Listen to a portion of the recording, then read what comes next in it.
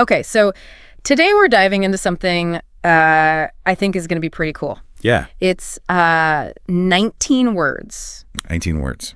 19 seemingly simple English words. Right.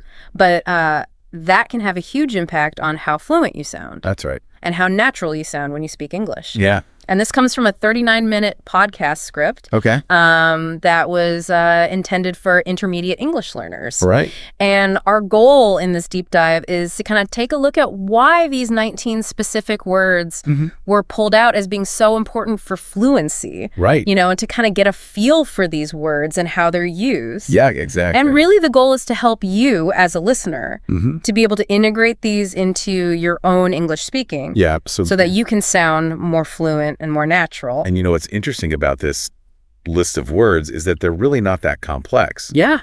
They're all pretty common words Yeah. that native speakers use all the time. Yeah. And I think the key here is that it's not just about knowing the dictionary definition of these words. Yeah. It's really about understanding how native speakers actually use them in conversation. Right. It's about the usage. It's not just about knowing the definition. Exactly. Yeah. And so that's what we're going to be exploring today. Yeah. And I think it's important to recognize, too, that, you know, this isn't just about increasing your vocabulary. It's about learning how to use the vocabulary that you already know. Exactly. More effectively. Yeah. So you can be more nuanced in how you speak. Yeah. You know, you can understand the subtle ways that these words are used to connect ideas. Yeah. To express emotion and to really just create that smooth conversational rhythm. Yeah. That sounds natural and fluent. Right. It's all about, you know, moving beyond just being understood to sounding like you belong in the conversation. Right. Yeah. And I think that that's really the goal here. Yeah. Is to help you sound like a native speaker. Yeah. And it's interesting because this list kind of focuses on high frequency words. Yeah. Which I think is a really efficient way Right. to improve your fluency because you're learning the words that are actually used all the time. Exactly. As opposed to, you know, learning these obscure words that you might only use once in a blue moon. Yeah. Or, you know, words that are very specific to a certain field or something like that. Right. So this is really about those everyday words that you can use in any situation. Okay. So let's jump into the first group of words here. Okay. The podcast script starts off with 6 words that are all about connecting ideas. Right. So these are words that kind of help your sentences flow together more smoothly. Yeah, it's a great way to put it. Yeah. You know, instead of just having a bunch of short, choppy sentences, you can use these words to link your thoughts together in a way that sounds more natural. Right. And the first word on the list is although. Okay, although. And so we all know, although introduces contrast. And the example that they give is, although it was cold, she went swimming. And it's interesting how that one little word, although, can instantly, you know, create that relationship between these two contrasting ideas. Right. So you have the cold weather. Which you would expect to prevent her from going swimming. Yeah, which would normally discourage swimming. Yeah. And then you have her actually going swimming. Right. So it kind of implies a little bit of resilience or unexpected behavior. Yeah, exactly. It's like she's determined to go swimming no matter what. Right. Even if it's cold. Right. And you know what's interesting is that using although is a much more sophisticated way to express that contrast than just saying it was cold, she went swimming. Right. You know, because it creates that smoother flow. And it also hints at a more complex relationship between the two facts. Right. So it's not just that it was cold and she went swimming. Yeah. It's that despite the cold, she still went swimming. Yeah. Okay, so the next word on the list is unless. Unless. And this basically means if not. Right. So the example they give is, I won't go unless he calls me. Right. And so that very clearly lays out the condition that has to be met for the action to occur. Yeah. And so it's so much more streamlined than saying something like, I will not go.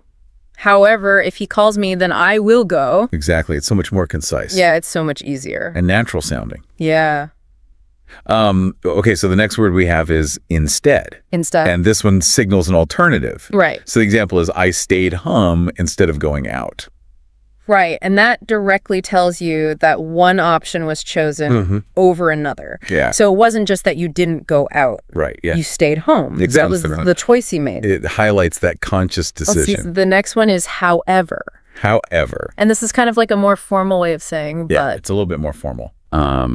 And the example they give is, it's a good idea, however, it's expensive. Right. And so that formality is kind of key there, because it kind of signals that you're introducing a more considered counterpoint. Yeah, you're not just saying but. Right. You're saying however, which implies that you've thought about this a little bit more. Yeah, it carries more weight. Exactly. Than a simple but. Okay, and then we have because. Because, which is like the fundamental word for explaining why things happen. Yeah, because is so important. Yeah. For expressing reasons and causes. Yeah, and the example they give is, I'm tired because I didn't sleep well. Right. Which is something I think we all relate to from time to time. Definitely. Okay, and then finally, in this first set of connecting words we have, So which indicates a result for consequence. Yeah. So it's showing that cause and effect relationship. Exactly. And the example is, I was hungry, so I made a sandwich. Perfect. Yeah, so the big takeaway from these 6 words is that you can immediately sound more fluent just by using them to combine shorter sentences. Yeah, it's all about moving away from those simple, kind of childlike sentence structures. Yeah. And building more complex and natural sounding sentences. All right, and more interconnected thoughts. Exactly. Okay, so that was set number 1. Yep. Now let's move on to set number 2. Okay, so set number 2 is all about words that can help you sound more natural. Yeah, more like a native speaker. Exactly. In your everyday English. Yeah, so these are words that you might hear native speakers use all the time. Right. And they might not seem that important. Yeah. But they could really make a big difference in how natural you sound. Right. So the first word on this list is actually. Okay. And this is used to correct or add something. Right. So the example they give is actually, I've never been to New York. Right, so it's not just like, no, I haven't been to New York. Exactly. It's actually, I've never been to New York. That's a little softer, a little more polite. Yeah, it's a way of introducing information that might be unexpected without being too abrupt. Yeah. Okay, the next word is really. Really, and this one is used to show strong feeling. Right. So the example is, that's really interesting. Right. And you can use this to express enthusiasm. Yeah. Or to emphasize a point. Yeah. And what's cool about really is that it's very versatile. Yeah. You know, you could say, that's really interesting. Right. With a lot of excitement, or you can say it with just a little bit of curiosity. Right. So it really depends on your intonation. Yeah. And how you say it. Okay, the next word is quite. Quite. And this one can be a little bit tricky. Yeah. Because it can mean a little or it can mean very. Right. Depends on the context. Yeah. So the example they give is, she's quite smart. Right. And, you know, if you say that with a slight pause, or with an emphasis on quite, then it probably means very. Right. But if you say it with a more level tone, it could just mean a little or moderately. Right. And that's a really good point about the intonation and how that can really change the meaning of the word. Yeah, it's not just about the words themselves. Right. It's also about how you say them. Yeah, exactly. Okay, the next word is definitely. Definitely. And this means like 100% sure. Yes, there's no ambiguity there. Yeah. It's a very strong affirmation. Yeah. The example is, I definitely want to join the trip. Right. So there's no doubt. Yep. Okay, the next one is probably. Probably, which means maybe with a high chance. Okay. So the example is, I'll probably go to the party. Right. So it's not definite. Right. But it's likely. Exactly. It leaves a little bit of wiggle room. Right. You're not fully committing, but you're saying that it's likely. Okay. And then we have maybe. Maybe. Which is just not sure. Yeah, just a simple maybe. Yeah. The example is, maybe we can go for a walk later. Right. So you're not making any promises. Nope. But you're just throwing out an idea.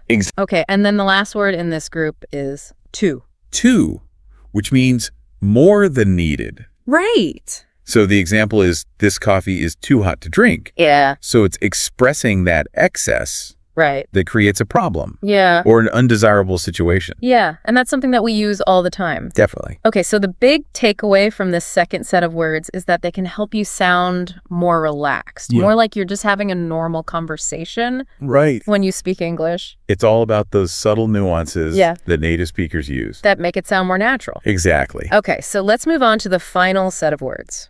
All right. So the last set of words is all about expressing time and emotion. Okay. So these are words that can add feeling and a sense of timing to your sentences. And these are the words that can really bring your stories to life. Exactly. Okay, so the first word in this group is eventually. Eventually. Which means after some time. Right. The example they give is, eventually they finished the project. So it implies a process that unfolded over a period of time. Yeah, it suggests that it took a while for them to finish the project. Okay, the next word is still. Still? Meaning the situation hasn't changed. Right. So the example is he's still sleeping. Yeah. So despite the fact that time has passed, he's still asleep. Nothing has changed. Yeah. He's still in that same state. Okay, then we have even though. Even though. Which signals a strong contrast. So the example is, even though she was tired, she helped me. Right. And it's kind of similar to although. Yeah. But it emphasizes a greater degree of surprise or unexpectedness. Exactly. Given the opposing factors. Yeah. It's like you're really highlighting the fact that she helped you, even though she was tired. Okay. The next word is suddenly. Suddenly. Which means very quickly. Yes. The example is suddenly the lights went off. Right. And so that really injects a sense of immediacy. Yeah. And surprise. It's like, bam, the lights went off. Exactly. It grabs your attention. Yeah. Because it happened so quickly. Okay. Then we have almost. Almost. Meaning close to something. Yeah. Almost happened. Yeah. But not quite. The example is I almost missed the bus. Right. So you were close to missing the bus. Yeah. But you didn't. But I made it. You just made it. Okay. And then the last word is hardly. Hardly. Which means almost not. Right. So the example is I hardly know him. Right. So you know him. Yeah. But not well. Just barely. Yeah. Okay. So we've gone through all 19 words now. We've made it. We made it. And it's kind of eye-opening how these seemingly small and common words can have such a big impact. A huge impact. On your overall fluency. Yeah. When you speak English. Yeah, it really shows that fluency isn't just about having a huge vocabulary. Right. It's also about knowing how to use the words that you already know.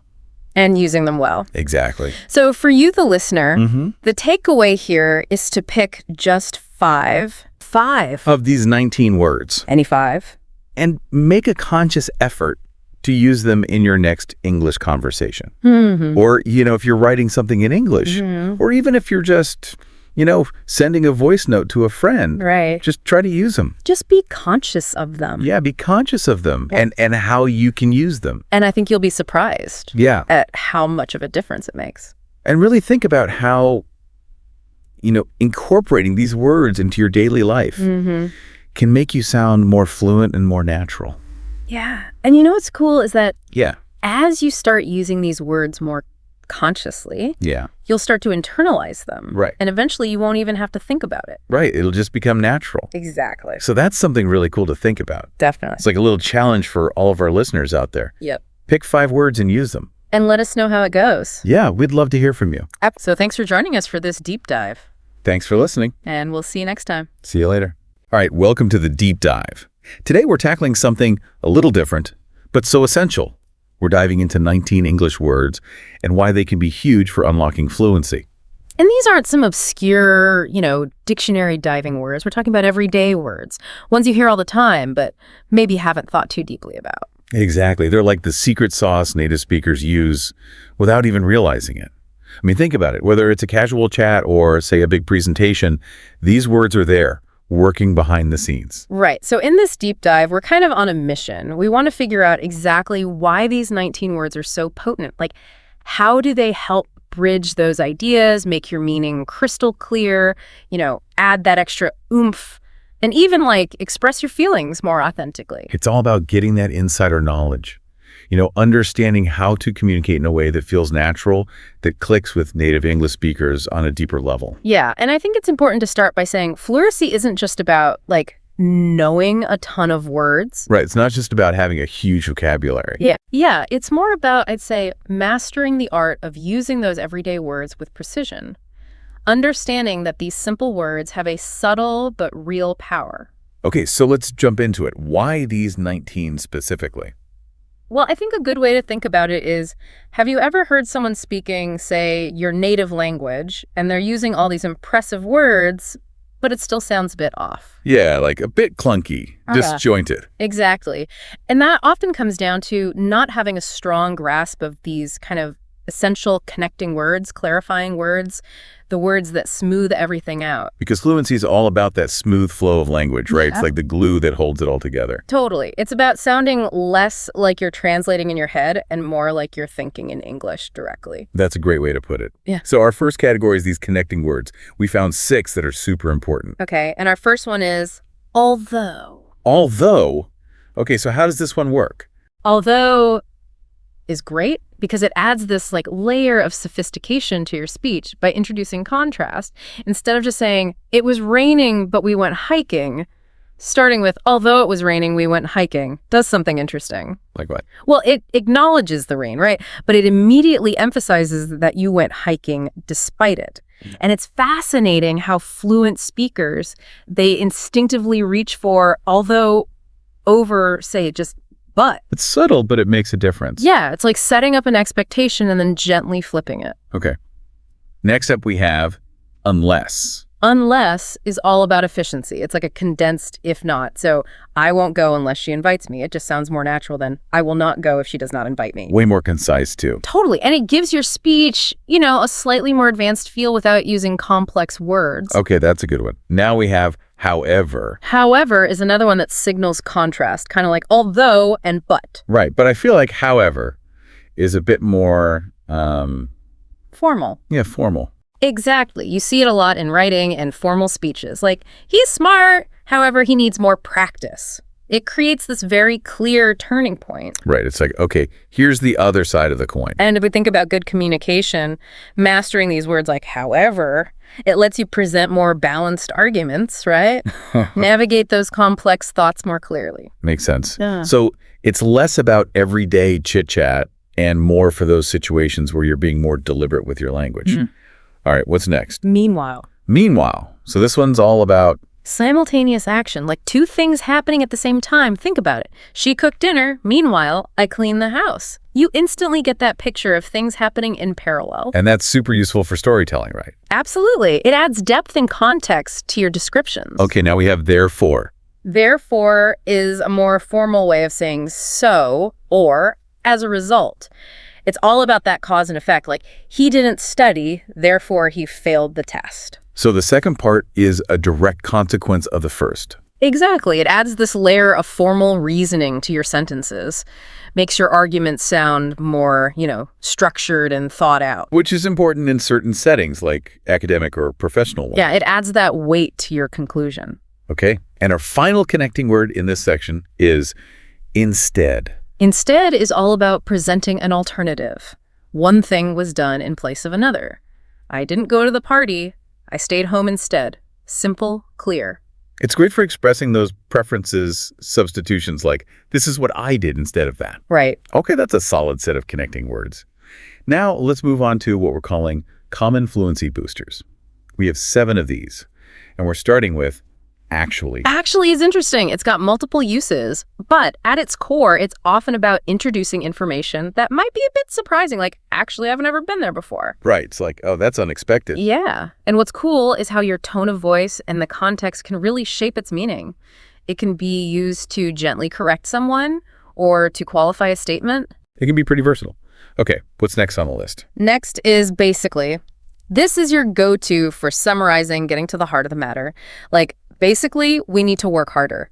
Straight to the point. No beating around the bush. Exactly. It helps you sound natural when you're explaining something and just want to give that essential takeaway. It's like saying the long story short is, right. Okay, next up, literally. Literally means exactly what it says. No exaggeration. He was literally shaking with fear. So his body was physically trembling. And this is a word that gets misused a lot for emphasis, but using it correctly shows you have a strong grasp of English. Yeah, it's about precision. Absolutely. Okay. Next is eventually. Eventually indicates something happens after a period of time, often a long one. Like, eventually she learned to enjoy it. It wasn't immediate, but she got there over time. It's useful for showing progression, that passage of time. Exactly. All right, our next fluency booster is hardly. Hardly means almost not at all. I hardly know anyone at this event. It's a strong way to express a near absence of something. Okay. And then we have even though. Even though is similar to although, but it's got this stronger sense of surprise or unexpectedness. Even though I was tired, I finished the project. It emphasizes that obstacle, being tired, more strongly. It makes it more impressive that the project got done, despite the tiredness. Exactly. And our final fluency booster in this section is besides. Besides means in addition to or also. Like, I'm not going. Besides, I have other plans. It provides extra justification for your decision. Like not only that, but this too. Right. Okay, so those are 7 really common words that can make your English sound more natural and fluent.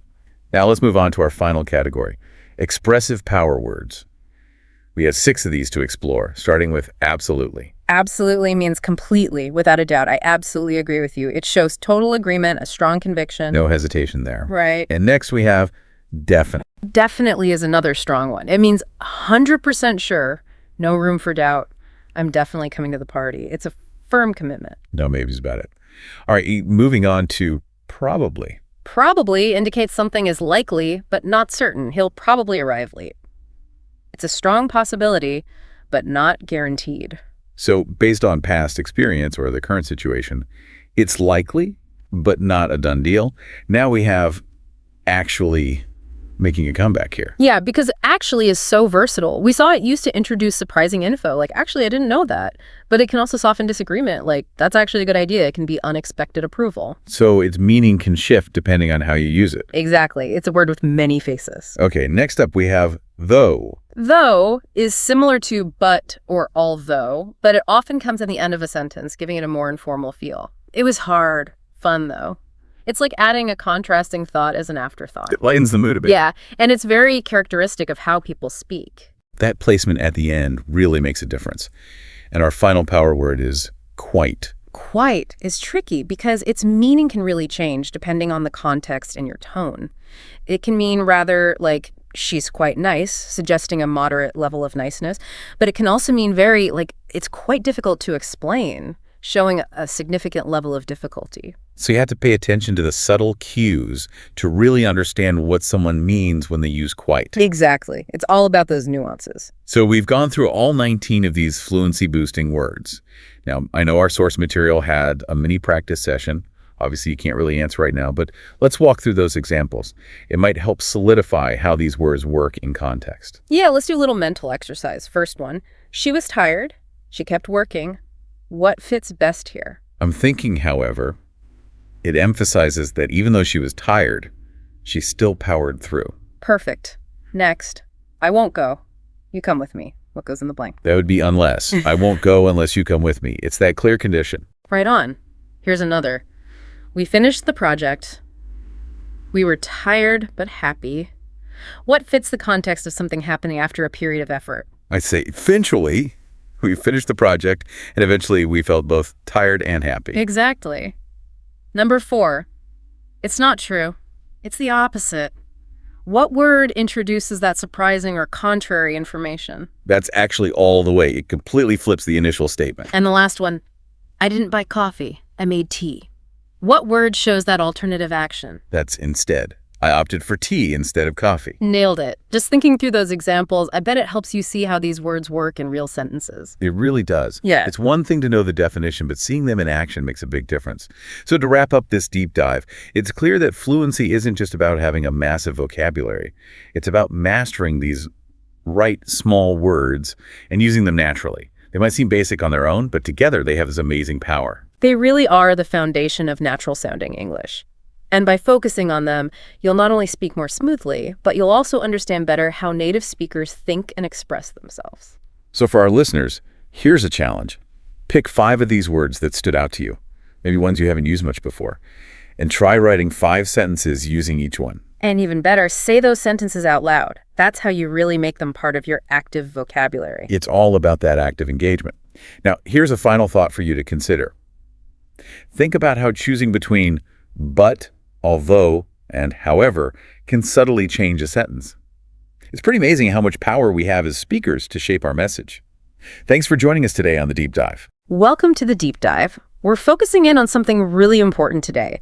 If you're learning English, these are 19 core words that will actually help you sound more like a native speaker. That's right. In this deep dive, we really want to give you these tools. These are short, common words. Native English speakers, we use them constantly without even thinking about it. And getting comfortable with these will help you to speak more easily, understand conversations better, and just feel more confident when you're talking in English. You'll sound much more natural and fluent. We've organized these 19 words into 3 categories to make it easier. We'll start with words that connect your ideas. Then we'll look at words that you hear all the time in casual conversation. And lastly, we'll cover words for talking about time and feelings. And stick around because we'll even have a chance to practice together at the end. Let's jump right in with our first group, connecting words. These words are fascinating because they're small, but they bring so much structure and clarity. They're the essential links that let you express more complete thoughts. It's how you move beyond just single words. The first word is and. Okay, you probably know this one already, but it's just so essential. It lets you add more information, like I have a dog and a cat. Simple, right. But if you think about it, and helps you avoid all those short, choppy sentences. It lets you combine similar ideas so your thoughts flow better. It's a simple way to create a little more complexity without overthinking it. Next is but. But shows contrast. It's like saying something's different. For example, you could say, I like pizza, but I don't like cheese. Right, so you're setting up an expectation, and then you kind of flip it. It's important in any language, right? To express different sides of something or make exceptions. Learners, think about it. Are you using but to show these contrasts, or are you just saying separate ideas? Now we have because. Because tells us the reason for something, like I'm tired because I didn't sleep. So you directly connect an action or a feeling to its cause. Absolutely. Because helps you go beyond just stating facts. You can give reasons and explanations, and that makes your conversation more interesting. It's not just what, it's why. Our fourth connecting word is so. This shows the result of something. I was hungry, so I ate lunch. It tells us what happened because of a previous action. So is often that natural conclusion or the next step. It shows a cause and effect relationship. It's interesting how smoothly native speakers use so to connect their ideas, creating that really natural conversational flow. Now for number 5, we have or. It gives you a choice between a couple of options. Do you want tea or coffee? It presents alternatives. Exactly. We use or for questions that require a choice and for offering different possibilities. It's something we do all the time, making decisions and exploring options. Last in this group is if. If introduces a condition, like if it rains, I'll stay home. It sets up a potential scenario and what might happen. It's a way to talk about possibilities, things that might happen. While it deals with uncertainty, if is an easy way for beginners to start exploring more complex sentence structures. It's a way to talk about the future. You can really hear how using these 6 words, and, but, because, so, or, and if, can help you make longer, more detailed sentences. Your English will sound more interesting. I totally agree. Mastering these connecting words is a huge step toward fluency. They make your English sound more cohesive and natural. All right, let's move on to group number 2. Words for a real-life talk. You hear these all the time, every day, and they just make your speech sound more natural, more authentic. It's fascinating how these words often add emphasis, show a degree of uncertainty, or even just help to keep the flow of a casual conversation going. They make language feel more alive and less formal. Really, is first up, it emphasizes something like, this movie is really good. It sort of turns up the volume on what you're saying. Really adds that emotional color. Makes you wonder, are you using these words like really to express yourself fully? Or are you sticking to more neutral language? Similar to really is very, it also makes something stronger, like, I'm very tired today. It intensifies the feeling or the description. While really and very can both make something stronger, you'll notice that native speakers sometimes have a slight preference for one over the other, depending on the word they're using it with. Understanding that they both intensify is a great start for beginners. You'll pick up the nuances as you go. Next we have maybe. This word expresses uncertainty. Maybe I'll go to the park later. It means something could happen, but there's no guarantee. Maybe shows doubt that you're not making a firm commitment, which is normal in everyday talk. It reflects real life, right? Nothing is certain. Then we have also, which adds something to what you just said, like, I love music, I also love dancing. So you include extra information without repeating yourself. It keeps that conversation flowing. You don't have to start a new sentence for each point. It keeps things casual and easy. Now, to can be tricky. It has a couple of common meanings. It can mean in addition, like, she is coming too. Or it can mean too much, like, the soup is too hot. So pay attention to this situation. The pronunciation of to, meaning also, and to, the preposition, is the same. So understanding how it's used in the sentence will help you figure out which meaning is intended. And when too means excessive, it often carries a bit of emotion, like disappointment. Up next is still. This means something is continuing, like he is still sleeping, it's ongoing. Yeah. Still is great for showing something hasn't changed. It's been happening and it's still happening. Really helpful when you're describing ongoing situations. And finally, in group 2, we have then. Then tells us what happens next. It helps tell a story, like I ate breakfast, then I went to work, so it puts things in order. It connects events in a story or describes steps in a process. You can use it to talk about what you did, what you will do, or what already happened. And like the source mentioned, these words are so useful when you're telling stories and talking about your day. I completely agree. These words very maybe also too, still then, are the things that make your English sound more natural. Using these words will make you sound less like you're reading from a textbook and more like you're having an actual conversation. That's what we're aiming for. Okay, let's move on to the last group of words. Words for time and feelings. These are key for talking about when things happen and how you feel. These words help us understand the timing of things in our lives, and they help us express how we feel about them. First is now. Now means at this moment. Easy. I'm studying now. Now grounds us in the present moment. It's a fundamental concept in communication. Later means at some point after now. Like, I'll call you later. It's sometime in the future, not specific. Later lets us talk about things we will do without setting a specific time. It's very common for making casual plans or postponing things. Next is soon. Soon means in a short amount of time, like dinner is ready soon, so it's going to happen quite soon, sooner than later. It suggests something is about to happen or will occur in the near future. Now let's talk about how often things happen. We have always, meaning all the time, without exception. She always wakes up early, it's consistent. Always means something happens every single time. It's for describing habits and routines, things that are constant. Then there's sometimes, meaning not always or occasionally. Like, I sometimes eat pizza for lunch. It happens, but not regularly. Sometimes tells us that something happens every now and then. And our last word is never. Never means at no time. I never drink soda. It means something does not happen at all. The opposite of always. Like the source said, try using now, later, and always in a sentence about your life. Something like, I'm listening to this deep dive now. I hope to use these new words later today. I always try my best to learn. That's a good one. It's about making these words real for you. All right, we've learned 19 useful words. Now, how about a little practice to really get them down? This is a fun way to see how much you've understood and to test yourself in a relaxed setting. Okay, here's the game. I'll say a sentence with a missing word. You say the correct word out loud. Are you ready to try? Think carefully about the sentence and what word would fit best. All right. Question 1. I'm tired. I will sleep. What word's missing? The answer is so. I'm tired, so I will sleep. That makes sense, right? It explains why you will sleep. Question 2. Do you want tea, coffee? That's or. Do you want tea or coffee? It gives you a choice. Okay, question 3. I ate dinner. I watched TV. The word is then. I ate dinner, then I watched TV. It tells what happened next. Question 4. I eat eggs in the morning. That would be always. I always eat eggs in the morning. It describes a regular habit. Question 5. He is working on his homework. The answer is still. He is still working on his homework. It means he hasn't finished yet. Question 6. I'll come May. I'm busy now. That's later. I'll come later. I'm busy now. It refers to a future time. And question 7. I like music. I like dancing. The missing word is also. I like music. I also like dancing. You're adding a similar idea. Great job if you got those. Even if you didn't, it's totally fine. Learning takes time. You can go back and practice again later. Repetition really helps these words become natural for you. So, quick recap. We explored 19 words that are essential for speaking English more naturally. These aren't complicated words, but they're incredibly useful for everyday communication. Using these words can really help you to express yourself more clearly and speak with more confidence. It makes learning English more fun. Your homework is this.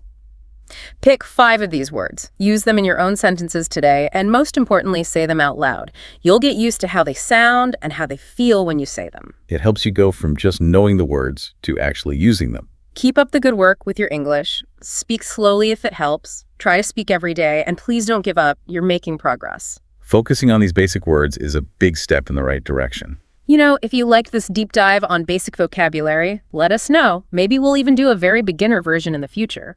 Thanks for joining us today on The Deep Dive. We'll see you next time.